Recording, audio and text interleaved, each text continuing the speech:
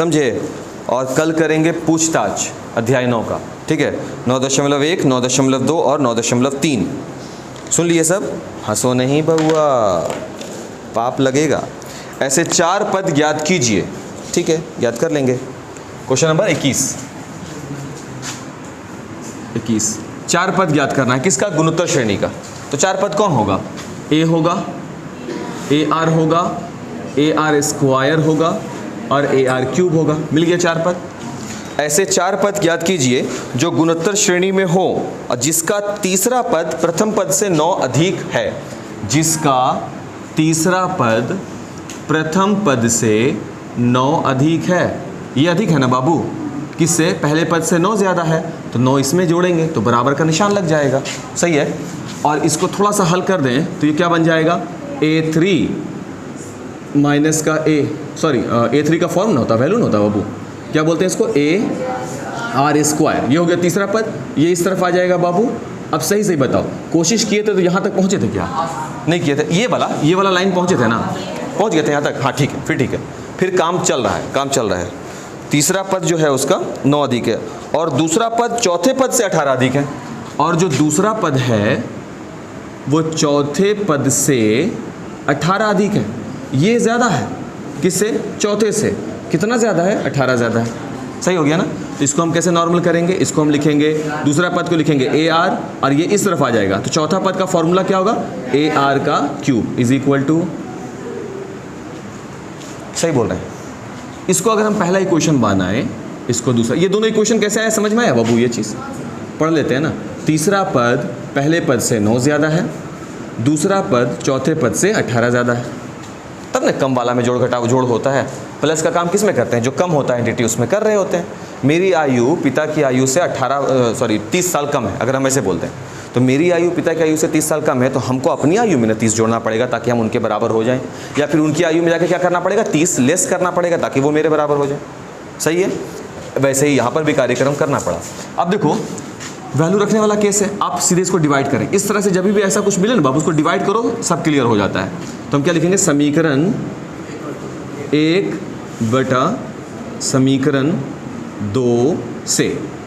अब 1 बटा 2 जब तुम करोगे तो ये हो जाएगा AR square A divided by इधर वाला AR माइनस AR का क्यूब इज इक्वल टू, इधर क्या बचेगा? 9 बटा 18। ऐसे क्यों करते हैं? एक ही बार में कॉमन वैल्यू निकल जाता है, एक ही बार में वैल्यू कट भी जाता है, इसलिए ऐसा किया जाता है। अब यहाँ पर जब तुम देखोगे तो कॉमन कौन है? ऊपर में A है, तो क्या बनेगा? ये R स्क्वायर माइनस 1। और यहाँ पर क्या कॉमन है? AR। यहाँ पर क्या बचा? 1। यहाँ पर क्या बचा? R का स्क्वायर, है ना? 1 बटा 9 दूना 18। इसके बाद देखो क्या क्या वैल्यू कट रहा है। ये नहीं है, बराबर नहीं है अभी, ध्यान रखेंगे। A कैंसिल हुआ, 1 बटा R, और यहाँ पे देखो 1 माइनस R स्क्वायर लिख सकते हैं अगर माइनस बाहर निकाल दें, और डिवाइडेड बाई नीचे भी 1 माइनस R स्क्वायर है, तब ना कटेगा बाबू। यहाँ पे R स्क्वायर मेरा प्लस में, यहाँ पे R स्क्वायर माइनस में, कैसे कट सकता था? तो उसको दोनों को समान एंटिटी में बदल दिया। तो माइनस जैसे कॉमन लिया तो अंदर से माइनस बाहर निकालेंगे तो जो माइनस है वो प्लस में हो गया और जो प्लस है वो माइनस में हो गया। अब ये दोनों कटेगा, 1 बटा 2। तो R इज इक्वल टू कितना मिलेगा? क्लियर हो गया बात? और उसके बाद अब हमको 4 पद बनाना है। A का वैल्यू मिला क्या? नहीं मिला, तो इसको ले जाकर रख दीजिए वहाँ पर। समीकरण 1 में रख दो या समीकरण 2 में रख दो। तो चलो 1 में ही रख देते हैं। R का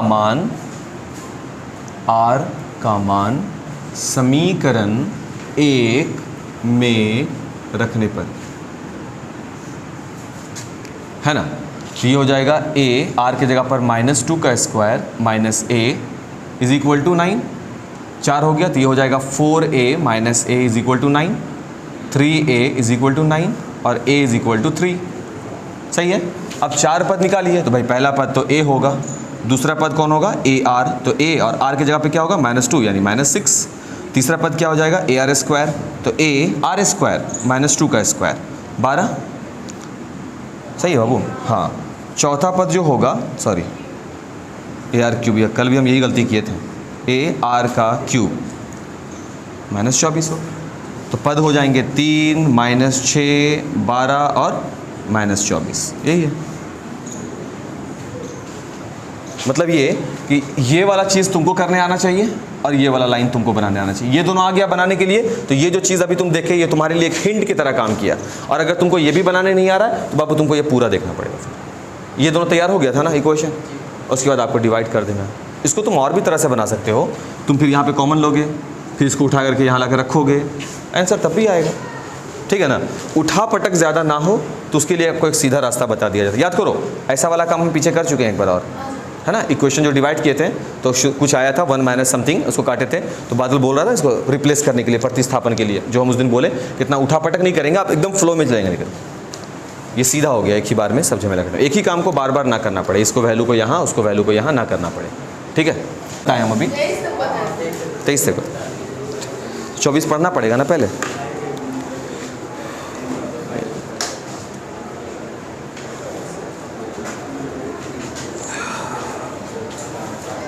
अच्छा, ये जो 24 नंबर है ना, ये 24 नंबर समझना पड़ेगा ढंग से भाई। समझोगे ना तो तुमको लगेगा कि टीचर जो अपने मन से आंसर लाने के लिए कुछ कर रहा है। इसको ढंग से समझना पड़ेगा, पदों को n को समझना पड़ेगा, उसके बाद क्लियर हो जाएगा ये। तो यहाँ पे प्रश्न है 24 में, दिखाइए कि एक गुणोत्तर श्रेणी के पहले n पदों का योगफल तथा n+1वें पद से 2nवें पदों तक के योगफल का अनुपात 1/r पर पावर n है। इसको देखना है हम लोगों को।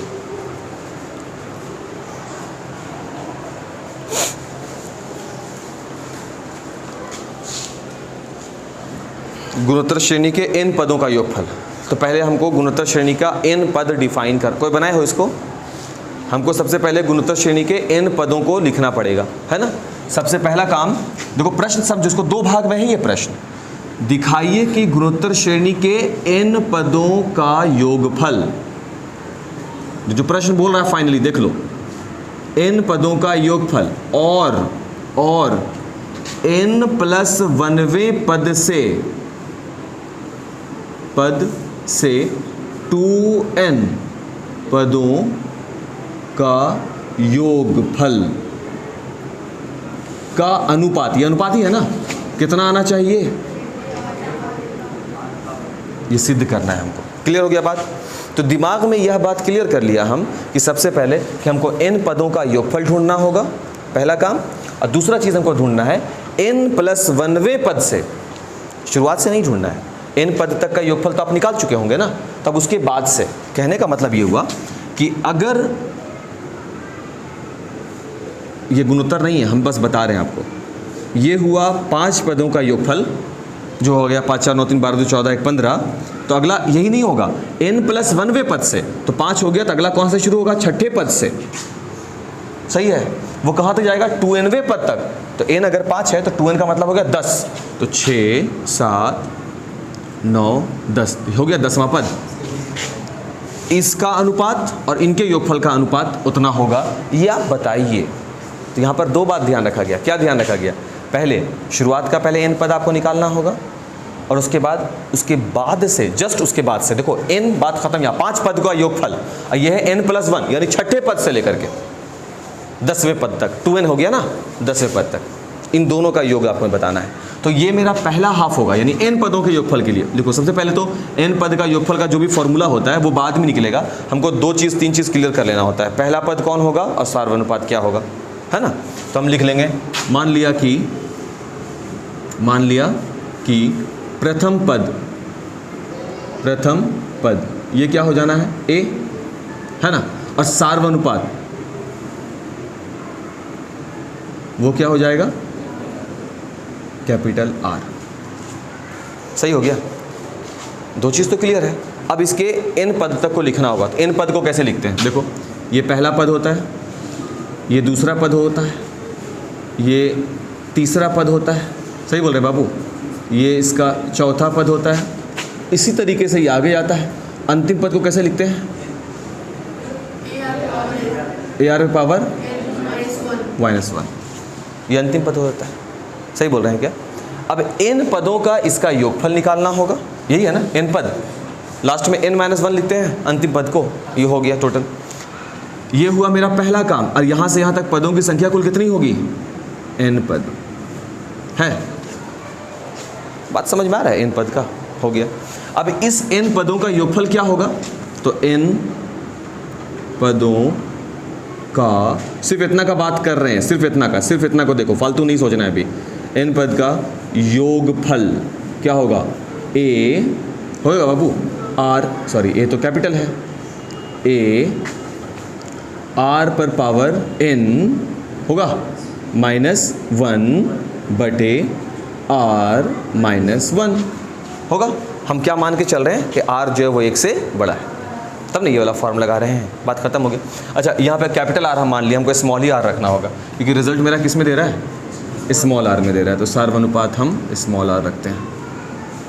नहीं तो फिर बोलोगे कि कैपिटल R को स्मॉल r में कैसे बदल दिया गया। ठीक है, इसको भी हम स्मॉल कर दें। ठीक है, क्लियर, कोई तकलीफ नहीं। अब हमको अगला सोचना है, अब वो कहाँ से शुरू होगा? n+1वें पद से, है ना, ध्यान रखिएगा। तो इसके जस्ट बाद पहला पद कौन होगा, सवाल हो गया हम लोग के पास। तो जब बाबू आखिरी का पद ध्यान से देखोगे, ar पर पावर जो दूसरा पद है 2, है ना, सॉरी जो तीसरा पद है 2, ar2, तो तीसरा पद क्या होता है? ar, 2 में 1 जोड़ते हैं तो बन जाता है 3। चौथा पद क्या हो जाता है? a, चौथा पद ये हो जाता है। पांचवा पद क्या हो जाएगा? इसमें 1 जोड़ेंगे तो 4, 1 1 +1 करते हैं। अगर बाबू आखिर का पद arn-1 हो तो n+1वां पद क्या होगा? n+1 का क्या मतलब होता है? एक अगला वाला पद, सही है। तो n+1वां पद क्या होगा? तो इसमें +1 करेंगे, देखो हर बार 1 1 जोड़ के बढ़ रहे हैं ना आगे, इससे जस्ट अगला पद कौन होगा? तो +1 कर देंगे, क्या बनेगा? ar पर पावर n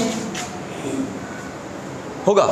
तो इसका जो शुरुआत अब अगला होगा, यहां तक होने के बाद ये बोल दिया n पद है, अब इसके जितना पद यहां होगा उतना ही आगे पद है। देखो 2n बन रहा है ना, 2n तक, 2n का मतलब क्या होता है? n का 2 गुना, तो यहां से यहां तक n, अगला यहां से यहां तक फिर n, तब ना हो गया 2 गुना। बात समझ में आ रहा है? ये सब चीज़ थोड़ा सा जोर लगाना पड़ेगा, सब नया चीज़ें मानते हैं लेकिन क्या कर सकते हैं, जोर तो लगाना पड़ेगा, थोड़ा सा दिमाग पर दो बल दो, समझो बात को। अब सिर्फ इतना सा समझो कि यहाँ से यहाँ तक बात क्लियर है। अब इसके बाद वाला पद निकालेंगे, तो इसके बाद कौन सा पद होगा? ar पर पावर n, ये मेरा पहला पद होगा। सही बोल रहे हैं कि नहीं भाई? यहाँ पर जाकर के 9 हुआ है, 10 - 1 9 हुआ है। अगला पद क्या होगा? +1 करेंगे, इसमें फिर से जोड़ेंगे। देख लो 2 का बाद 3, 3 के बाद 4, 4 के बाद 5, तो n के बाद n-1 के बाद क्या होगा? तो +1 कीजिए ना n में, तो +1 करेंगे तो पावर क्या बन जाएगा? केवल n बचेगा, ये हो गया। अगला पद क्या होगा? अगला क्या होगा? बात समझ में आ रहा है ना? इस तरीके से जब आप आगे बढ़ोगे तो अंतिम पद कौन होगा? 2nवां पद अंतिम होगा, और अंतिम पद में क्या लिखते हैं? -1 करते हैं, तो जो अंतिम पद इसका बनेगा वो होगा ar, n-1 की जगह पे क्या हो जाएगा? 2n-1। सही बोल रहे हैं या गलत बोल रहे हैं? अब देखिए बात सुनिए क्या हुआ। अगर इन दोनों पदों को एक ही गुणोत्तर श्रेणी का है ये बात, ठीक है ना, अगर इन सभी को अरेंज करके लिख दो तो वो कुछ ऐसा बन रहा है बाबू। देखो यहाँ पे हम बनाते हैं, ठीक है, सभी को अरेंज करेंगे तो ये ऐसा होगा ar पे पावर 2, ar पे पावर 3, ऐसे बढ़ेगा। अंतिम वाला क्या मिल रहा है? ar पे पावर n-1। ये यहाँ से यहाँ तक कितने पद हो गए? n पद, क्वेश्चन के अकॉर्डिंग। आगे जब बढ़ेंगे समझने का कोशिश करना होगा। यहाँ तक हो गया बात। अब बोल रहा है कि आगे क्वेश्चन बोला, हम नहीं, क्वेश्चन बोला कि n+1वें पद से, यानी कि जहाँ पर आप जाकर रुके हैं वो आपका n पद है, अब उससे 1 आगे बढ़िए। जैसे ही 1 आगे बढ़ेंगे +1 हो जाएगा इसमें, तब क्या बनेगा अगला पद? ar पे पावर n। उससे आगे बढ़िए, उससे आगे बढ़िए, बढ़ते जाइए, तो यहाँ पर कितने, कौन से पद पे चले जाएंगे आप? 2n पर, तो ये हो जाएगा ar पे पावर 2n-1। अंतिम पद का फॉर्म वही लग गया, अंतिम पद वही होगा। अब यहाँ पर कुल कितने पद होंगे? n पद ही होंगे। तो बोलोगे सर क्वेश्चन में तो 2n लिखा हुआ है, तो बाबू यहाँ से यहाँ तक n और यहाँ से यहाँ तक n, तो कुल जो गुणोत्तर श्रेणी के जो पद हो गए वो कितने हो गए? 2n हो गए। बात समझ में आ गया यहाँ पर? हाँ। अब प्रश्न ये बोला कि n पदों का योगफल, तो n पदों के योगफल का क्या फॉर्मूला होगा बताओ? a, तो पहला पद क्या है मेरा? सॉरी a ही है, a r पर पावर n, फॉर्मूला -1 बटे r-1, n पदों के योगफल का, शुरुआती n पदों के योगफल का, एंड डिवाइड, अनुपात, डिवाइडेड बाई, हाँ भाई निकल गया, आओ। हाँ 11th क्लास। और टेस्ट कब हुआ था इन लोगों का? उन लोग का लिए हैं, 2-4 बार लिए हैं टेस्ट, अभी 2-4 दिन 3 दिन पहले लिए। लास्ट वाला 3 दिन पहले लिए। लास्ट वाला पेपर था जो हम देखे थे। हाँ परसों, हाँ वो लास्ट वाला। मार्क्स बहुत अच्छा आया था आप लोगों का, ठीक ना? वैसे कंटिन्यू रखिए, जो मार्क्स आया था उसी मार्क्स को कंटिन्यू रखिए, बहुत तरक्की कीजिएगा आगे जाकर, ठीक है? आप लोग के फ़ायदे के लिए कुछ कहा जाता है, लेकिन अब बात हो गया है कि मैट्रिक तो पास कर चुके हैं, है ना? अब तो 11-12 आ गया, अब गाइडेंस की ज़रूरत नहीं होती है इस टाइम पे। तो लोग खुद देखा, लेकिन जब देखने का समय है तब नहीं देख रहा तो काहे के लिए रहेगा? दे दे रहे हैं मेल लिख करके, सीधा प्रिंट करके हर एक गार्जियन घर में बांट दीजिए। रहना है अपने तरीके से, ऐप को यूज़ करना है तो ऐप को जो यूज़ है मोबाइल का उस घंटे के लिए करें। फालतू में इस तरीके से नहीं होगा कि 2 घंटा 3 घंटा के लिए दो नंबर 3 नंबर आ रहा है। हो गया है ना? अब अंतिम कौन से n+1वें पद से आगे वाला कहाँ गया लाइन? ये वाला है ना? उसके बाद वाला। तो अब इसका योगफल हमको अलग से निकालना है, क्योंकि ये भी प्रश्न बोला है n+1वें पद से, यही है मेरा n+1वां पद। अब यहाँ से आगे कहाँ तक के लिए? 2n पदों तक, यानी 2n पदों तक। सही है ना? इसका भी योगफल निकलेगा। तो पहला पद निकालना पड़ेगा बाहर। पहला पद क्या हो जाएगा? ar पर पावर n, यही है ना पहला पद? ठीक है। पहला पद इंटू r पर पावर n -1/r -1। सर इसके ऊपर n क्यों, 2n क्यों नहीं? किसी का सवाल? हाँ बिल्कुल। तो r पर पावर क्या होता है? तो सार्वनुपात पे पावर क्या जाता है? कुल पदों की संख्या। तो इसमें कुल पदों की संख्या कितनी है? n है। इसमें कुल पदों की संख्या कितनी है? ये भी तो n पद ही है, ये भी तो n पद ही है। जब दोनों को एक जगह रखे तब ना ये पूरा बन गया कितना पद? 2n पद। बात समझ में आया? तो ये तो n ही पद है, इसलिए rn माइनस 1। तकलीफ नहीं समझ में आया? आ गया? क्लियर हुआ बात? क्लियर किए? नहीं हुआ? सभी का नहीं हुआ? कहाँ पर? कहाँ पर? ये वाला लाइन समझ में आया? चलो यहाँ तक समझ में आ गया। कुल पदों की संख्या n है, ये समझ में आया? ये भी आया। इसके योगफल का क्या फॉर्मूला होगा? पहला पद कौन है इसका? ar पे पावर n हो गया, इंटू सार्वनुपात पे पावर कितना जाता है? पदों की संख्या कितनी पद है? n है, -1 डिवाइड कितना से लगता है? r -1, वही लिख दिया। अब समझ में आ गया? ठीक।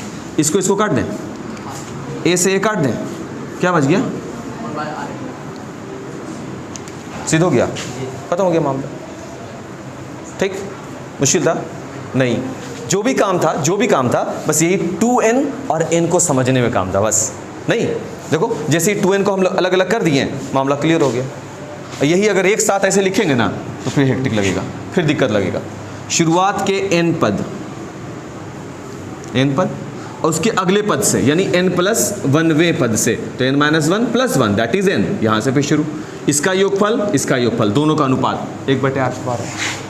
सही, क्लियर है बात? इसको मिटाएं क्या? रिकॉर्ड तो है ही, तो काम चल जाएगा मेरे ख्याल से। 25 नंबर। चलो यार इसको थोड़ा सा सही से देखना पड़ेगा।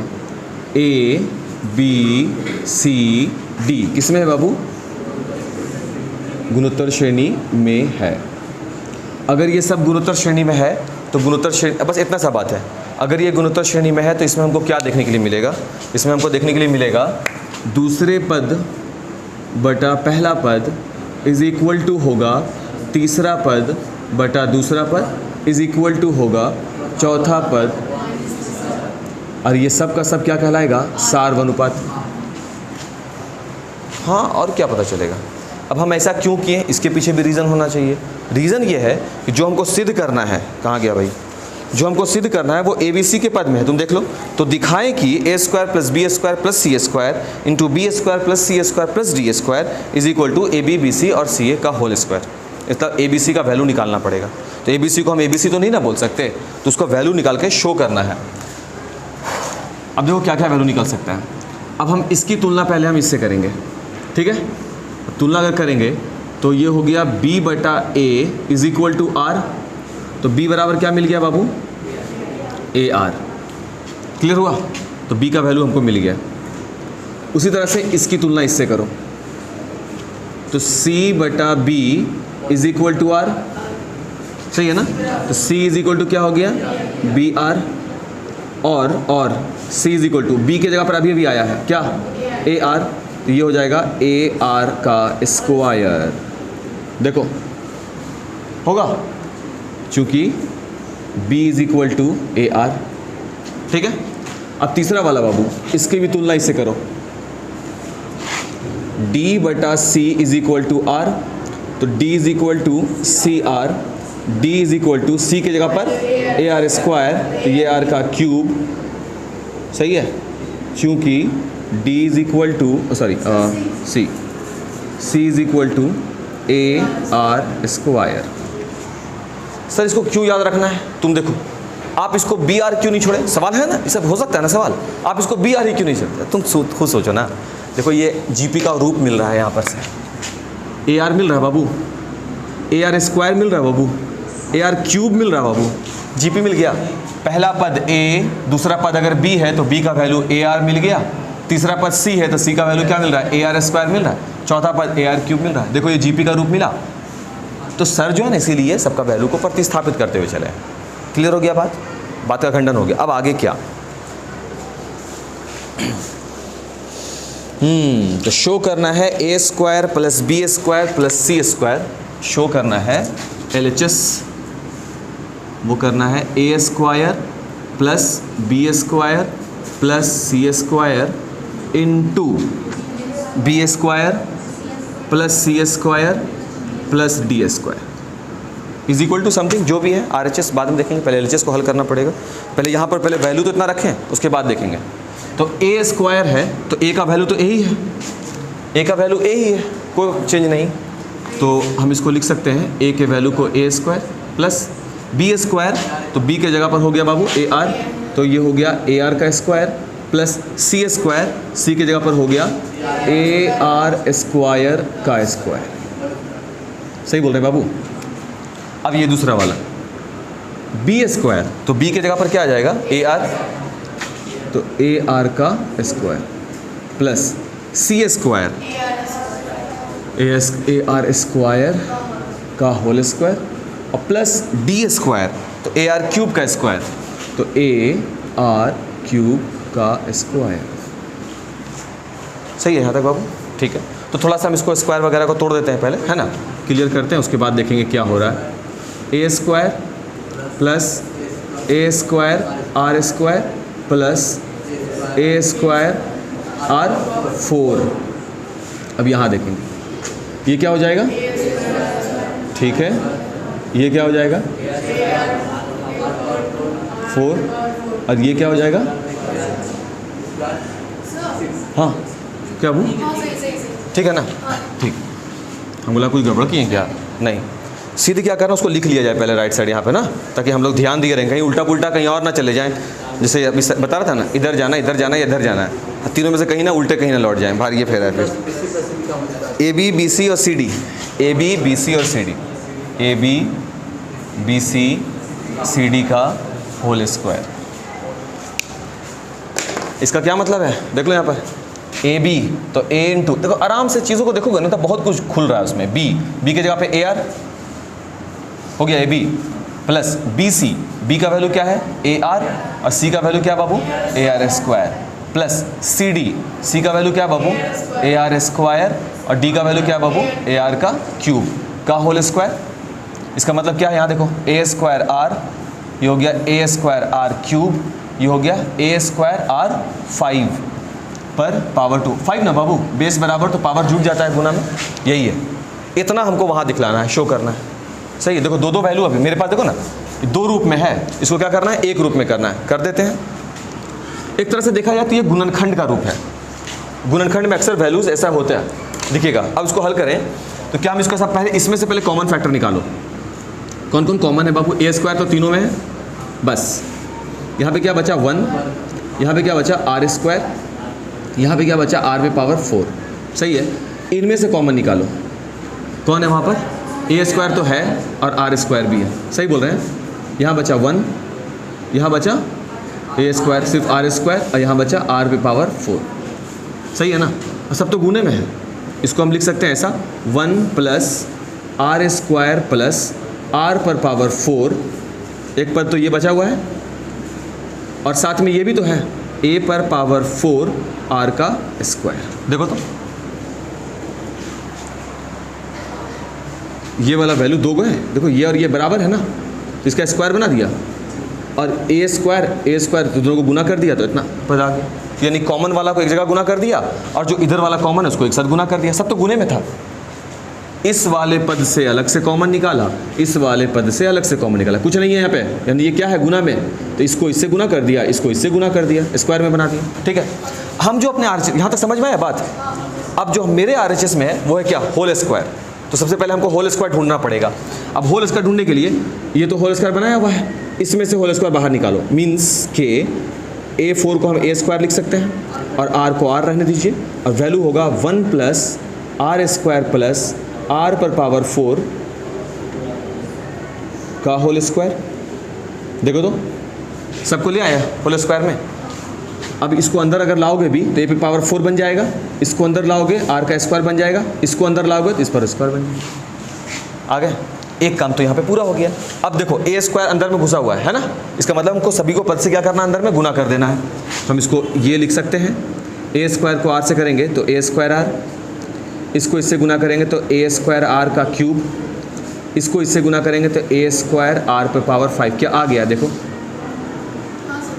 थोड़ा और स्प्लिट करते हैं, ये वाला दिखला, हमको तो ये दिखलाना है ना, तो यहाँ पर हम पहुँच गए ना, इसकी एक लाइन पीछे चलो, A इंटू ए आर। क्या हम इसको लिख सकते हैं ऐसा, A इंटू ए आर, जाहिर सी बात है यार, A स्क्वायर है तो 1 1 2 हो जाएगा, प्लस अगला वाला देखो, इसको ऐसा लिखा जा सकता है भाई, वहीं से तो यहाँ पहुँचे तो यहाँ से वहाँ नहीं जा सकते, वही करो A R dot A R का स्क्वायर प्लस इसको तीसरा वाला यहाँ देखिए ए R square A R cube plus A R square and A R का क्यूब स्क्वायर। क्यों किया ऐसा, क्योंकि हमको ए बी वगैरह के फॉर्म में लाना है ना, तो सभी का वैल्यू ए बी सी इसके रूप में आएंगे तब ना जाएंगे वहाँ पर। और अब देखो इससे एक लाइन और कीजिए, चलो इसको ऐसा लिखा जा सकता है ए बी प्लस इसको ऐसा लिखा जा सकता है बी सी प्लस इसको लिखा जा सकता है सी डी। ये है पूरा का पूरा फ़ायदा। क्या हुआ, रास्ता ऐसे चला, यहाँ जाकर उल्टा चले, सही बोल रहे हैं क्या। देखो ना RHS वाला जो कंटेंट है ये लाना था हमको, इसको हम थोड़ा सा वैल्यू रखा, वैल्यू रखने के बाद पूरा गुना कर दिया। हमको मालूम था कि यहाँ तो पहुँचेंगे ही गुना करके, यहाँ तक पहुँच गए थे गुना करके ये, लेकिन ये हम आंसर नहीं बोलेंगे कि इतना करने के बाद फिर RHS के पास चले गए, फिर वहाँ से हल किया, नहीं, गलत तरीका, एकदम गलत पैटर्न कि ज़बरदस्ती हुआ कुंजी, तुम आओ गोलंबर तक, हम भी आएंगे गोलंबर तक, फिर दोनों हाथ पकड़ के चलेंगे घर तक, नहीं गलत बात। हम चले ना तुम्हारे घर के लिए, तो हम आएंगे तुम्हारे घर तक, तो हम जा रहे हैं तुम्हारे घर तक पहुंच गए। ये हम 10 कदम चलेंगे, 10 कदम तुम चलो, कुछ तुम चलो कुछ हम चले, हाँ फासले घटते चले जाएंगे, ना हाँ बोलो, हाँ स्क्वायर, तो ये होल स्क्वायर कैसे बना दिए, ये होल स्क्वायर कैसे हो गया, सिंपल सी बात है, हम अपने RHS में देख रहे हैं कि इसका होल स्क्वायर एलिमेंट है, तो हमको होल स्क्वायर बनाना पड़ेगा। होल स्क्वायर कैसे बना सकते हैं, तो पावर 4 को पहले स्क्वायर के फॉर्म में तोड़ो, ताकि ये जब अंदर आएगा तो पावर 4 बना देगा। R स्क्वायर बनाना है तो R स्क्वायर में सीधे इसको हटा के सीधे होल स्क्वायर पे डाल दो, ताकि ये जब अंदर आए तो R स्क्वायर बनाए। होल स्क्वायर में डालने के लिए ऐसा किया, सही है बाबू। देखो ज़्यादा हेवी नहीं है, बस देखने में लग रहा है ज़रूर, लेकिन है नहीं वैसा।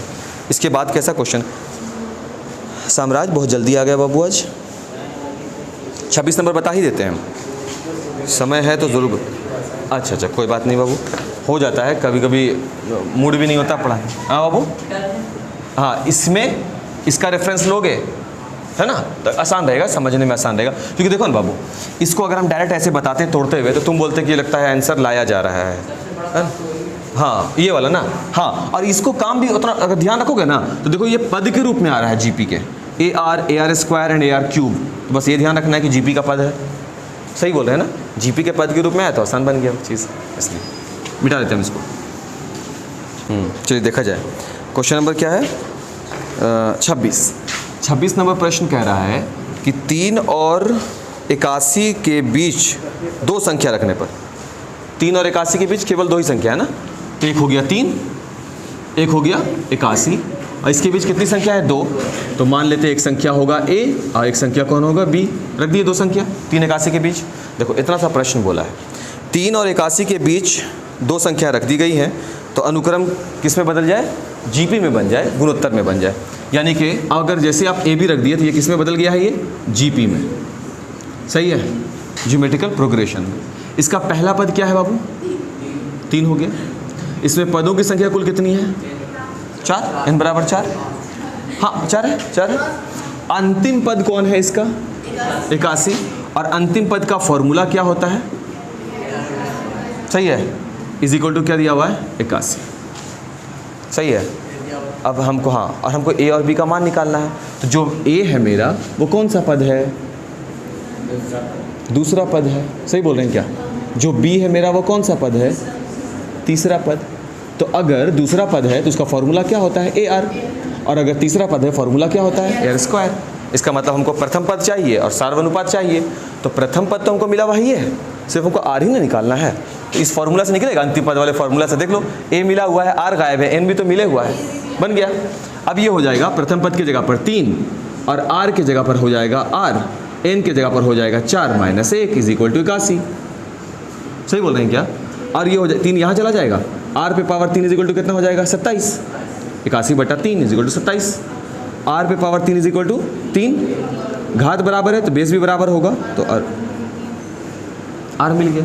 अब हमको निकालना है प्रथम पद ए बराबर क्या होगा? A R. दूसरा पद जो है, सही है, ए जो है वो दूसरा पद है, सॉरी दूसरा पद है, फॉर्मूला ए आर हो गया, है ना। ए की जगह पर 3 और गुने आर की जगह पर 3 9। दूसरा पद है बी निकालना है, बी बराबर क्या है? तीसरा पद ए आर स्क्वायर। ए की जगह पर 3 आर का स्क्वायर यानी 3 का स्क्वायर इज इक्वल टू 27। तो कुल पद कितने हो गए? 3 हो गए, 9 हो गया, 27 हो गया, 81 हो गया। क्या ये जीपी में? हाँ है। 3 तिया 9, 9 तिया 27, 27 तिया 81, सार्वनुपात बराबर। क्लियर? यही क्वेश्चन था, बहुत हेवी था ये तो, बहुत भारी। एन का मान ज्ञात करना है, क्वेश्चन नंबर 27, है ना। तो हमको सबसे पहले तो एन का मान ज्ञात करना है, इस बात को ध्यान में रखना है। रिकॉर्ड हो रहा है ना बाबू? पता चला कि पूरा कहानी खत्म हो गया, रिकॉर्ड ही नहीं हो रहा, चल रहा है। हाँ, वो भी देखा ना, तो हमको शक किया क्या हम रिकॉर्ड रोक दिए थे क्या? हाँ, अच्छा ठीक। एन का मान ज्ञात करना है, ये बात क्लियर है दिमाग में। ताकि किस चीज़ के लिए भाई? कि a पर पावर n+1 प्लस b पर power n+1 divided by a पर पावर n प्लस b पर पावर n, a और b के बीच गुणोत्तर माध्य हो। ठीक है, a और b के बीच गुणोत्तर श्रेणी नहीं, गुणोत्तर माध्य हो। तो दो संख्याओं के बीच जो गुणोत्तर माध्य होता है, आज के बाद आप इसको याद रखेंगे, ऑब्जेक्टिव्स में काम आएगा। अगर दिया गया हो दो संख्याएं a और b, तो इनके बीच का गुणोत्तर माध्य is the product of square product of ab का रूट। बात समझ में आया? अगर एक संख्या 6 हो, दूसरी संख्या 9 हो, तो इनका जीपी गुणोत्तर माध्य, जीपी नहीं सिर्फ गुणोत्तर माध्य उसका हो जाएगा रूट का 54, यानी ab के गुणनफल का स्क्वायर रूट। ध्यान रहेगा ये चीज़, भूलना नहीं है, क्योंकि इसके जस्ट बाद अर्थात इसी में या आगे चल के ऐसा सवाल और मिलेगा आप लोगों को। ध्यान रखिएगा कि जब जीपी बोलेगा तो जीपी नहीं, गुणोत्तर माध्य रूट में जाएगा। दो संख्या के बीच है तो दोनों का गुणनफल, ठीक है, दो रूट में दोनों का गुणनफल जाएगा, दोनों संख्याओं का। तो अगर ये जो रिजल्ट है वो क्या है? इनका गुणोत्तर माध्य के बराबर है, तो रूट ए भी हो जाएगा। इतना सा बात समझ में आया? अब यहाँ पर रूट का एप्लीकेशन होगा, इसलिए ध्यान से देखोगे और इनका तुम सवाल करोगे। तुम्हारे पास इतने काम है, तुम सवाल करो, जहाँ पे समझ में नहीं आए हम करेक्ट अपने आप होते चले जाएंगे। इसलिए कि फिर फंसेंगे तो हम दोनों फंसेंगे, दोनों का टाइम बर्बाद होगा।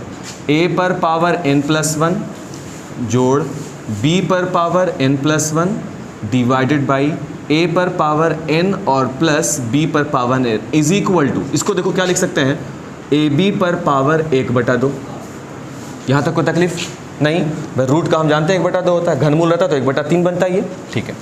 हम इसको लिख सकते हैं बाबू, a पर पावर n+1 जोड़ b पर power n+1 divided by a पर पावर n प्लस b पर power n is equal to a पर पावर 1/2 b पर पावर 1/2। दोनों पर पावर हो सकता है अलग अलग, कोई दिक्कत नहीं। अगला काम क्या बचा? क्या लगता है क्या हो सकता है? ज़्यादा से ज़्यादा आइडिया, कुछ तो आइडिया होगा। क्या हो सकता है ज़्यादा से ज़्यादा? आप क्या कर सकते हैं?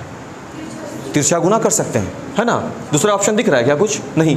इसके प्लस होने की वजह से सब ऑप्शन जो है वो ब्लॉक है, सही है ना। जैसे कि अगर लग रहा हो कि ये और ये तुलना कर देंगे, गलत है भाई, नीचे भी देखो प्लस के फॉर्म में है, तो प्लस वाले फॉर्म को तो ऐसे नहीं होगा, तब तो बस वही ऑप्शन बता है तिरछा गुना। तो ये वाला वैल्यू कहाँ होगा? इधर गुना होगा। तो हम इसको लिख सकते हैं a पर पावर n+1 और जोड़ b पर power n+1 is equal to a पर पावर 1/2 इंटू बी पर पावर 1/2 इंटू ये वाला वैल्यू यहाँ आ जाएगा ए पर पावर n प्लस बी पर पावर n। सही है। अब गुना करना पड़ेगा, तो वही है ऑप्शन मेरे पास। ये हो जाएगा a पर पावर n प्लस 1 और b पर power n plus 1 is equal to, इसको इससे गुना करेंगे तो a पर पावर लिख सकते हैं n प्लस 1/2 इंटू बी पर पावर 1/2 होगा।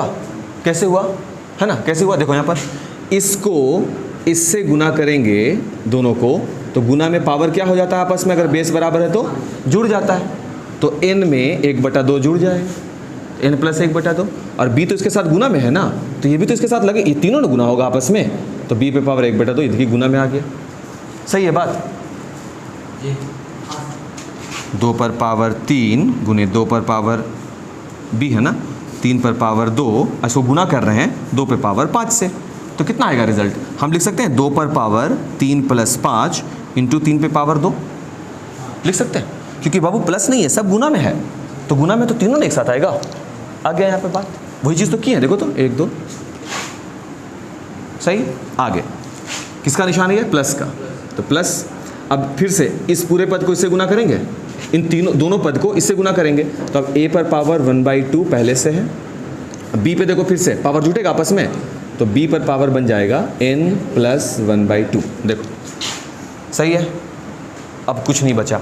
अब मेरे पास जो ऑप्शन है, अब ऐसे थोड़ी ना कटता है वैल्यू, तो सबको एक तरफ ले आइए, सबको एक तरफ ले आइए, दूसरा तो ऑप्शन नहीं दिख रहा है कुछ। चलो लेकर आते हैं, अरे कहीं तो जाकर रुकेंगे, रख दो बाबू, बहुत अच्छा। तो ये हो जाएगा a पर पावर n प्लस 1 जोड़ b पर पावर n प्लस 1, इस वाले वैल्यू, ये एक पद है बाबू और ये दूसरा पद है, इस पद को इस तरफ ले आइए, तो माइनस b पर पावर 1/2 इंटू a पर पावर n प्लस 1/2, फिर ये वाला पद भी इधर आएगा, तो माइनस a पर पावर 1/2 इंटू बी पर पावर n प्लस 1/2 बराबर 0। मतलब क्या किए हैं? कुछ नहीं, उधर से पदों को ले आए बाबू। सिर्फ नेस्टेड है ना, थोड़ा बड़ा लग रहा है ना देखने में, इसलिए हो सकता है तुमको लग रहा होगा बाप रे बहुत हेवी जा रहा है, अभी तक ऐसा कुछ तो हुआ नहीं है मेरे ख्याल से, ठीक है। हाँ, अब हमको लगता है ये 4 पद हैं, इसको कॉमन के रूप में लाना पड़ेगा। कॉमन कैसे लाएंगे वो देखो, ये a वाला है ना और ये a वाला है, इन दोनों को एक जगह लाओ, सही। ये b वाला है और ये b वाला है, इन दोनों को एक जगह लाओ, ठीक है। तब इसको एक जगह एडजस्ट किया जाए तो ये हो जाएगा a पर पावर n प्लस 1 और ये वाला माइनस a पर power n plus 1/2 into B पर पावर 1/2, ये वाला पद दोनों को एक जगह ले आया, यहाँ पर प्लस b पर पावर n प्लस 1 और ये माइनस a पर पावर 1/2 इंटू बी पर पावर n प्लस 1/2 बराबर 0। मतलब कि जोड़ा को एक जगह रख दिया जिससे हमको कॉमन लेना है, ठीक है। इसलिए हम यहाँ पर देखो निशान बना दिया है। कोई सवाल? ठीक है। अब इनमें कॉमन क्या लिया जाए? ये झमेला दे रहा है ना, ये झमेला, यही को कॉमन लेंगे, है ना, यही झमेला दे रहा है, इसी को कॉमन लेंगे, तो ये बन जाएगा कॉमन यहाँ पे ले रहे हैं a पर पावर n प्लस 1/2, क्या ले लिए हम? कॉमन। किन दोनों में? इन दोनों में। ये जो कॉमन हम लिए हैं इन दोनों में लिए हैं। a पे पावर n प्लस 1 भी कॉमन लिया जा सकता है, लेकिन हम n प्लस हाफ ही कॉमन लिए हैं। क्यों लिए हैं? ये थोड़ा सा हमको परेशान कर रहा है इसलिए। अब देखो कॉमन लेने का मतलब क्या होता है? भाग देना। बात किए थे लास्ट टाइम भी, ऐसा कुछ क्वेश्चन आया था। अब देखो कॉमन लिए हैं, हम यहाँ पे तुमको रफ करके बता देते हैं कॉमन लेने से क्या हुआ। तो सबसे पहले इससे कॉमन लिया है, तो a पर पावर n प्लस 1 से कॉमन ले लिया, यानी भाग दे दिया। क्या चीज़? a पर पावर n प्लस 1/2। कॉमन का मतलब भाग होता है। अगर ले लिया तो अब इसका मतलब है बेस अगर बराबर है तो भागा में पावर क्या हो जाते हैं? आपस में घट जाते हैं। तो a पर पावर हो जाएगा n प्लस 1 में घट जाएगा n प्लस 1/2। सही बोल रहे हैं? तो a पर पावर आ जाएगा n प्लस 1 माइनस का n, और ये हो जाएगा माइनस का हाफ होगा, और n से n कैंसिल, तो a पर पावर मिलेगा 1 माइनस हाफ, यानी कि हाफ। तो यहाँ पर रिजल्ट के रूप में क्या बचेगा? a पर पावर हाफ। किसके लिए? इससे जब a पर पावर n प्लस हाफ निकाल दिए तब। क्लियर है बात? अब इस वाले पद को देखो, इससे भी तो निकाल रहे हैं ना, इन्हीं दोनों से कॉमन लिए ना, तो अब a पर पावर n प्लस हाफ इससे भी निकाले तो ये तो हट ही गया। क्या बचा? केवल माइनस b पर पावर हाफ। कोई तकलीफ सर यहाँ पर? नहीं ना, यहाँ तक क्लियर हुआ। अब इससे भी क्या निकालेंगे, वही n+1/2, सही बोल रहे हैं क्या। इनसे भी ये जो दूसरा पद मेरा है ये, इससे भी हम वही निकालेंगे बाहर। तो यहाँ पे प्लस है, लेकिन हम यहाँ से निकाल रहे हैं ना, b पे पावर n+1, तो माइनस में है ना, तो माइनस b की घात n+1/2। क्या आकाश हुआ, ये चीज़ समझ में आ रहा बाबू। हाँ कहाँ है दोनों माइनस में सर, n+½ कॉमन लिए दोनों में, हम इससे प्लस निकाले बाहर, कोई तकलीफ। अगर हम इसको माइनस में लेंगे, यहाँ माइनस लेंगे तो ये किस में हो जाता, प्लस में हो जाता। हम इसको प्लस ही में रखेंगे बाहर, समझ में आ रहा है बात। हम इस वैल्यू को प्लस में बाहर लिए बाबू, हम सिर्फ वैल्यू को निकाला बाहर, तो यहाँ पर माइनस के रूप में बच गया। माइनस को लेकर नहीं निकाला तो माइनस को ही छोड़ दिया, माइनस को। बाप रे, इतना इतना बाबू, सब ध्यान रखो इस सब चीज़ को। और यहाँ पर देखो ना, यहाँ पे क्या कर रहे हैं, यहाँ पर हम क्या कर रहे हैं, सिर्फ हाँ यहाँ माइनस के साथ ले रहे हैं। देखो माइनस ले लिए बाहर, देखोगे ये माइनस किस में बदल जाएगा, प्लस में बदल जाएगा। बात समझ में आ रहा है। हाँ तो उसके फिर उल्टा पुल्टा करना पड़ेगा थोड़ा सा। अब ठीक है, हाँ अब नहीं उसी ठीक है। अब इसको भाग देंगे, फिर से वही सा वैल्यू आएगा। अभी a½ था, तो अब b½ में मिलेगा, तो b पे पावर मिल जाएगा हमको 1/2, सही है।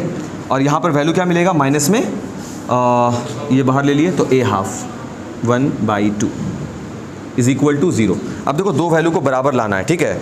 तब दोनों वैल्यू को हम बराबर कैसे ला सकते हैं, देखो a½ - b½ है, यहाँ पर b½ - a½ है।